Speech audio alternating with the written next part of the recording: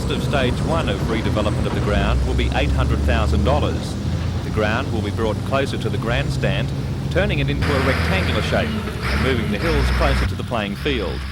Work is expected to be finished by February, with the first match set down to be the annual Challenge Cup between Newcastle and the Sydney Premiership winning club.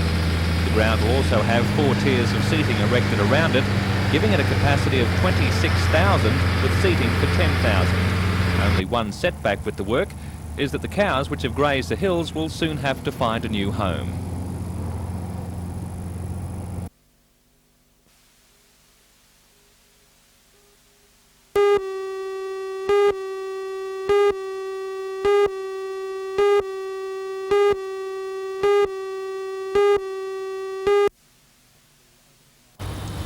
Obviously, Adrian, a little bit disappointing with the World Championships last year. What sort of plans have you made to improve our rankings in the next couple of years? Well, we've come away from Spain doing a lot of soul searching as to why our results weren't as good as they should have been. But obviously the big problem was our preparation going into the games. And so what we've had to do is say, well, now in the next 12 months leading up to the Seoul Olympics, we have to make sure that the players and the team is properly prepared. And so that means that we're going to start now with the Big East Series and build right through and have competition every month, particularly from April in 1988, every month right through, and have quality competition and have the players available. This year, or last year at the World Championships, we got quite a problem with conflict with the NBL commitments towards the end of the season, and it made it very difficult to prepare the team. Adrian, you mentioned the Big East there. What sort of results do you expect with that tour? Well, it's been my philosophy to get the best teams out here, and that's why we've got the Big East coming. And I'd be very disappointed if they're not a very, very good team, because it's very important to us that they be very good. I don't want to win the series 5-0 and win it comfortably. That's not going to help us at all. We want a series which comes down to the final game in Perth deciding the series. That'll be the way to go. So I'm expecting they'll be very, very good. Their coach is very confident that they're very, very good, and that they'll give a great account of themselves. So, you know, I would hope that we would probably go into this series perhaps a little bit of the underdogs, basing on their reputation as the #1 league in the United States. Adrian, how can we realistically improve our rankings within the world scene? Looking at our structure here and the quality of player, how do you see that yourself? Well, I see it as something that is not just done overnight, and I think that my view has been that we must have a far more rigid form plan about what we're doing and where we're going. And one of the big difficulties is, of course, that our seasons are diametrically opposite to the Northern Hemisphere, and where all our opposition is. So we're forever plagued with the situation for our players is that they're playing with their NBL teams and trying to play with the Australian team at the same time. And of course this is not good for the NBL team to have their best players missing, or some of their best players, and it really makes it very, very difficult. So, you know, I think that we've got to have a real think about that, about what we're doing, where we're going, and we have to be able to give, as I said, a very consistent, high quality program which is going to get the results we want. We just can't throw together a team as we did last year and expect them to go away and do great things. It's just not possible, and it's not the way to do it. Okay, what's the feeling towards the change of the season to bring in an international season? Have you had any feedback from the NBL clubs? Well, the NBL is going to change the season for next year. They've been very good about that. They brought the season forward from February to July, so it means that we have about 4 or 5 weeks at the end of the competition to get ready for the Olympics, and that's going to be a great bonus for us. There has been discussions about changing the season entirely, that is to start it in October or November and take it through to April, which would be put it in direct synchronism with the Northern Hemisphere, which would be great for us, and that would be perfect for the Australian team. But whether that's going to be very good for the National League teams is another question. And you know, whereas I think probably 8 or 80% of the teams have said they're prepared to give it a go, there's still a small group. Talking about the National League, their change of rule with regard to the number of Americans playing in 1990, how do you think that's a good decision? Well, I think it's good. I think it's good for the future for the national team, because if you have too many naturalised players, then the local junior kids aren't getting the opportunities that they need, and for us, we can only have one naturalised player on our team. So it's obvious that the more Australians we can have playing the game, the better off we are. So it's a very good rule for us. Now, whether it's a good rule for the NBL clubs, that's for them to say. Yeah, okay. Possibly your biggest challenge that I would think, with the Soviet team coming out here in August. How do you see that tour, and what sort of players are we going to see during that tour? Well, that's to say it's a challenge is putting it rather lightly. It's going to be really an awesome situation for us. We've never been closer than 30 points to them, but I think out here in Australia and on our own, with our own crowds and our own court situations, that we can get that back to 15 or 20 points. And if we do a very good job, then we can cause the odd upset. That's what we'll be aiming for. But the public can expect to see, one of what I call the elite teams in the world, the Americans and the Soviet Union. Their players are more or less professional, aren't they? Yes, yes, and they're the product of a great system, of a great huge population, and they're tremendously athletic. And it's like watching an NBA American professional basketball team. That's what it's like, and that's how good they are. Yeah. Great build up for the Oceania Championships. How seriously do we take New Zealand's challenge? Well, the Olympics? After Angola, we take everybody seriously. I think that's the problem with New Zealand. It's always a very pressure situation because the hardest teams to beat are the ones you're supposed to beat. And we go to New Zealand, everyone says, well, you can beat them. But you go over there and they're ready for you. It's their one ultimate. I mean, we stand between them and the Olympics. And so they come out, they've got nothing to lose. The people don't expect them to win. Everyone expects us to win. The players expect to win. And so it's very difficult and a very, very pressured situation. So I'm expecting the New Zealand series is going to be very, very tight, and it's going to lead a lot more grey hairs, I think. Assuming we win that championship, what would be the build-up then to the Seoul Olympics? We head to Europe at the end of this year. We're away for Christmas and New Year. Then we take a break until Easter next year. And then after Easter, we have an American team coming out in May, then a European team in June, and then another 3 teams coming out in July, and so it goes on as we work our way through. So we have a very big program and a very good program from then on. Adrian, it certainly sounds a very exciting program, and I'd like to, on behalf of the Newcastle sporting public, wish you all the very best for the program over the next couple of years. Thanks very much, Terry, and we look forward to a good game on Thursday night.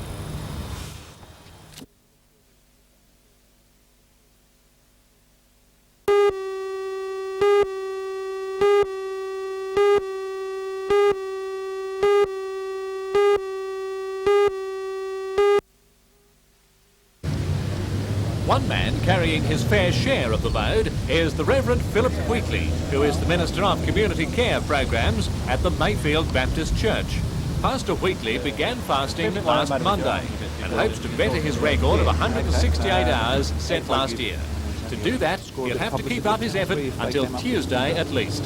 I believe I've got a lot of reserve up my sleeve, so I've given the people here a challenge that I'm happy to give them the first 40 hours for free, and they can pay me after that for every hour over the 40, and I'm just presented them with that sort of a challenge. Well, of course, you're already over 40, aren't you? Oh yes, I'm up to 92 hours as of now, and by Sunday night it'll be 144.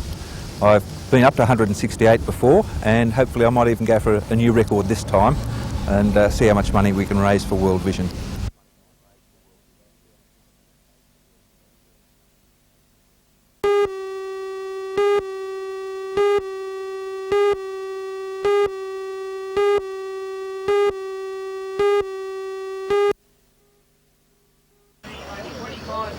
The situation which confronted rescue workers at the mock accident was dramatic. 2 cars had collided, and the second had also hit a child on a bicycle. A large crowd watched as ambulance and paramedic crews treated and released the realistically made-up victims. All the emergency services were involved and treated the exercise very seriously.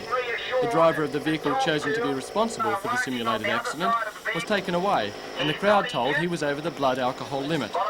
The exercise was organised to raise funds for emergency equipment required to form a cardiac arrest response team in the Cessnock area. The team, made up of ambulance personnel and doctors, will attend accidents and provide assistance when the victim's heart has stopped. The activity today also served as an opportunity for the public to observe what procedures are followed in accidents, as well as filling a requirement that the services hold one joint meeting each year.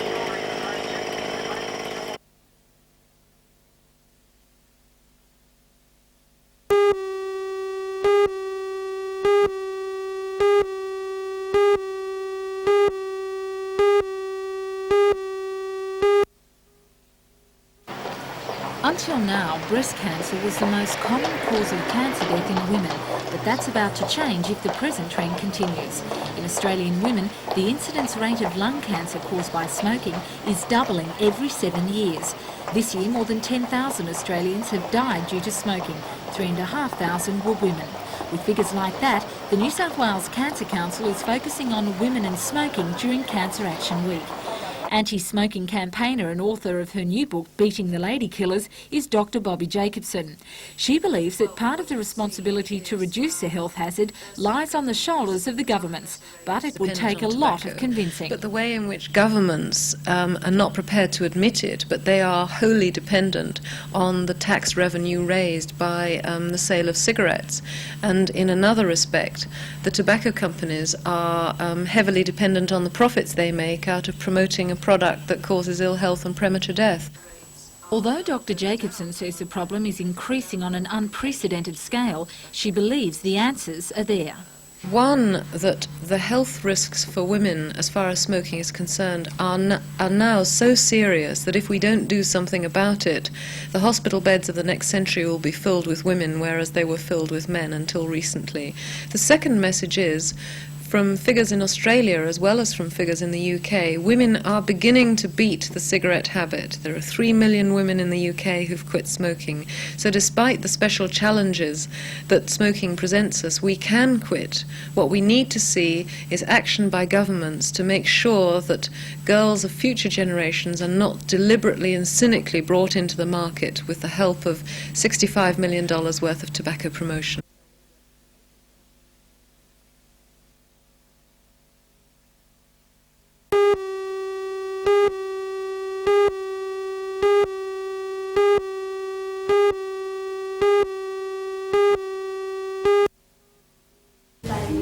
The clinic cares for women from the initial diagnosis of pregnancy.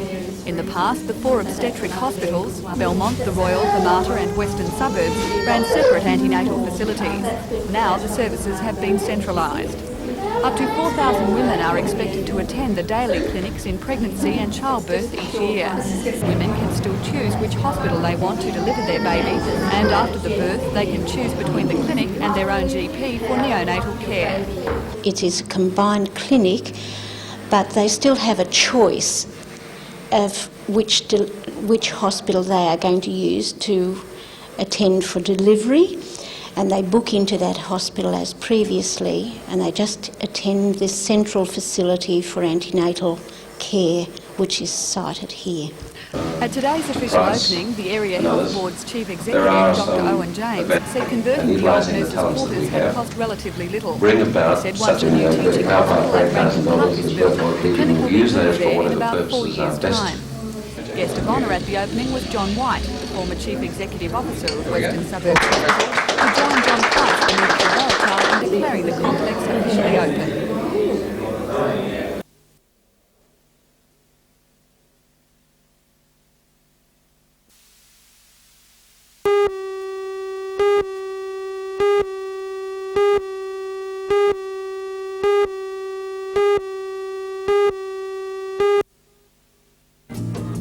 So close your eyes, for that's a lovely way to be. Where of all the things your heart was meant to see. There are some pubs and clubs in Newcastle that provide jazz entertainment, but for the jazz faithfuls, there's been something missing in the city since the demise of Gallery 3 Jazz at the Workers. Gone was the access to Australia's greats, apart from the rare concert. That's where the Jazz Action Society of Newcastle originated, and as Secretary Neville Muir explains, the society hopes the once monthly concerts will grow in popularity. It used to run, actually this was Phoenix, from the jazz that was at the Workers' Club here every Friday and Saturday night, and that was competition with other things that musicians couldn't attend. And of course jazz is very interesting to musicians. They like to look at jazz, and they couldn't Friday and Saturday, and you couldn't get the artists. On Tuesday night, of course, you can get the artists, so that's why we chose the Tuesday night, and then if it goes once a week, we'd be delighted.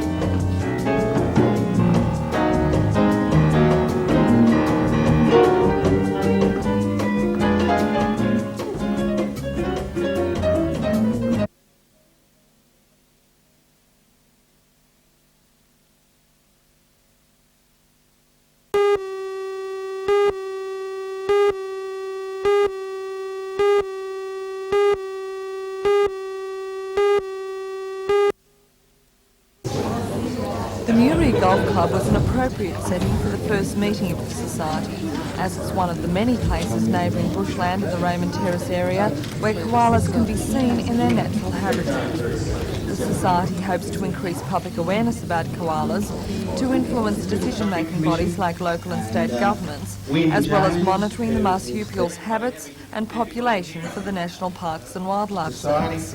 Koala Research Officer for the service, Philip Reid, says gathering information about these fascinating animals is a huge job, as little is known about their habits in the wild, about where they live and how many there are. If we don't have the local people involved, if we don't have their interest, then we're not going to be able to maintain the trees. And it's trees that we have to maintain if we're to maintain koalas. What should people do if they do sight koalas? Well, what we're trying to do is, from a meeting like this, develop a repository of information. So we're trying to get people to contact the group itself. This is actually the inaugural meeting of the group, and so as yet we haven't set up the infrastructure for that. But once it is set up, we hope that people will contact the group itself, be it the National Parks Office or be it other areas within the district here where we deposit cards, and tell us where they're seeing koalas, and also tell us what trees they're seeing them in. Because again, one of the important things is to know the types of trees they're feeding on in the different areas around this district.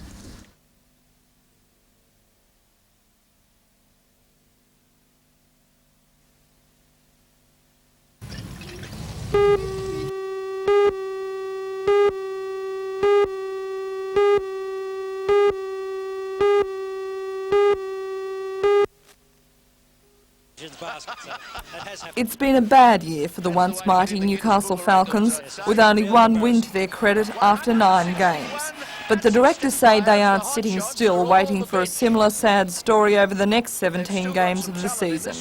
The clean-up has begun, and coach Steve Johansson was the first to be swept out the door. Our on-court performance has been the poorest ever. Now it's up to the administrators to try and find out what is wrong. I think it's circumstances that have accumulated and can't all be levelled at a coaching situation. It must be levelled at the players and the administrators. We're all equally to share the blame, in my opinion. Johansson's replacement is former Sydney Supersonic coach Owen Wells. Wells also played for the Falcons in the early 80s, and Warren Skelton is confident that he will bolster enthusiasm in the deflated team. Owen originally played with this club in 1981, I think it was, and he's well known to the Newcastle crowds. He'll be a real crowd pleaser. He's a good coach. The big test for these changes will be the next home game on July 4th, when the Falcons will play the Canberra Cannons. Then we'll see whether Owen Wells really can draw in the crowds and whether the Falcons can pull themselves together.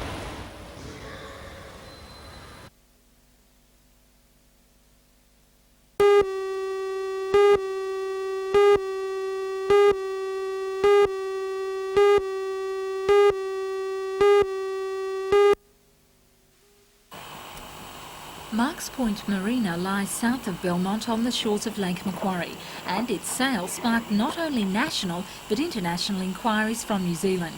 The marina provides 51 registered berths, 25 swing moorings, 4 slipways, chandlery office storeroom and 2 resident dwellings.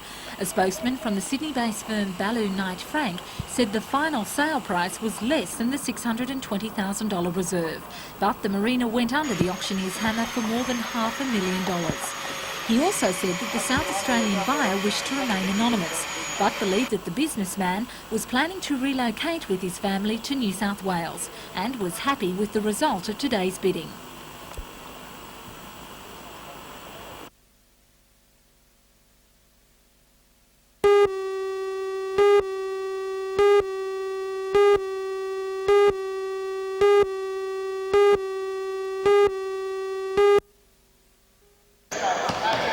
The Big East is a team of students from American colleges which competes in the northeastern United States.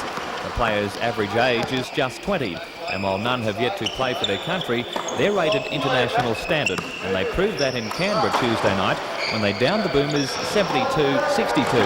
The Big East now leads the 5-test series 1-0. The Australians lost the opening match in the dying stages, but Big East coach Peter Colissimo says he doesn't expect them to falter tonight.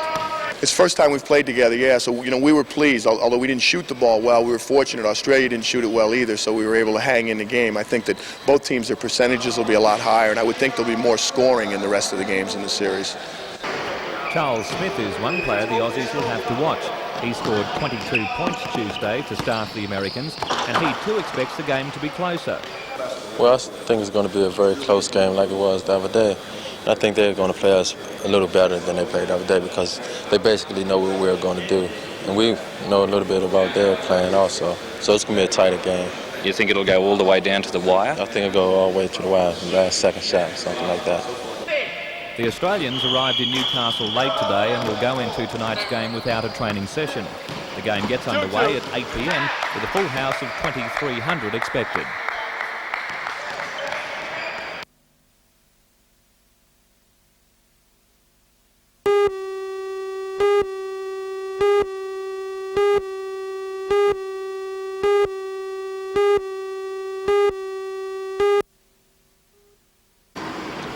This morning, the chief auctioneer for hookers who were handling the sale for the State Rail Authority inspected the site for the July 23rd auction in Sydney. John Hunter travels all over Australia to auction properties, and he says he's never seen a parcel of land that has all these attributes, being close to the beach, the harbour and the city. I think this site is probably as prime a site as I've seen in Australia. I look at a lot of sites and a lot of commercial property throughout Sydney and New South Wales and Australia to auction, and I think this is a wonderful opportunity for Newcastle here with this site. It's very rare with a city of any size in the world to have a 7.5 acre parcel of land right slap bang adjacent to the CBD and right on the foreshores of your harbour. Mr Hunter says that buyers from all over the country have been expressing interest in the site, especially for an international hotel and convention centre. MLC for Newcastle, Virginia Chadwick, agrees with the Lord Mayor, John McNaughton, that the area should be devoted to parkland. But unlike Alderman McNaughton, who says that the council should find the money, Mrs Chadwick says we haven't the state been able government to should fulfil foot the bill. those dreams. We now have the chance, and we did have the promise that we would be able to have open space there, and now for the sake of $1, the government is reneging on those sort of assurances.